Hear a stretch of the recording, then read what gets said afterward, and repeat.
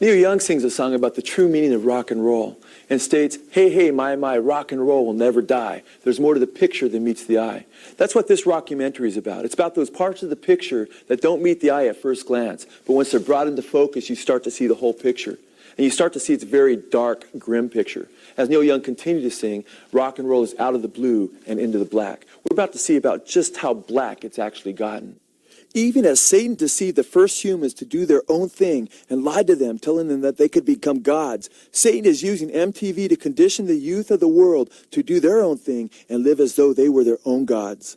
Even as this MTV advertisement demonstrates, MTV is Satan's vehicle to reach the masses around the world. Bob Pittman, the founder and former president of MTV, stated, quote, "The strongest appeal you can make is emotionally. If you can get their emotions going, make them forget their logic, you've got them."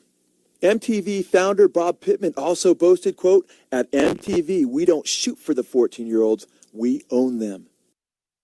MTV is using the subversive power of music and popular teen idols to deceive our children. If you are a parent, MTV is targeting your child. If you are a young person, MTV is targeting you.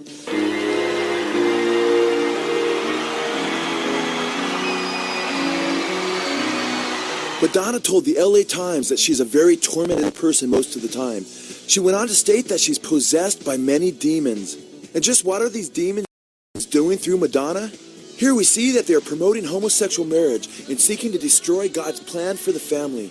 At the 2003 MTV Video Music Awards, Madonna, Britney Spears, and Christina Aguilera promoted homosexual marriage. As Madonna descends from the wedding chapel as a groom, she takes Britney Spears and Christina Aguilera in a lesbian polygamous type relationship. Why was Madonna fondling and French kissing Britney Spears and Christina Aguilera on stage before millions of their impressionable fans at the MTV Music Awards on August 28th of 2003? Madonna has acknowledged that she uses homosexual activity on stage before her fans to desensitize them. She knows that if she shows homosexual activity over and over and over again, the convictions of her audiences will be eroded. Listen to what Madonna said to a homosexual magazine. Quote, "They digest it on a lot of different levels. Some people will see it and be disgusted by it, but maybe they'll be unconsciously aroused by it. If people keep seeing it and seeing it and seeing it, eventually it's not going to be such a strange thing." Why did Pepsi pay both Madonna and Britney Spears millions and millions of dollars to advertise their product? Pepsi is well aware that if Madonna or Britney Spears is seen drinking a Pepsi, millions of their fans will turn out and drink Pepsi. What does this have to say with Madonna's admission that she practices homosexuality on stage to promote homosexuality?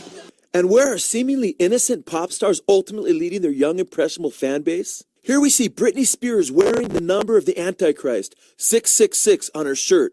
God's word, the Bible, states that one day every nation, kindred, and tongue will have to take the number of the beast or the mark of the beast on their right hand or their forehead.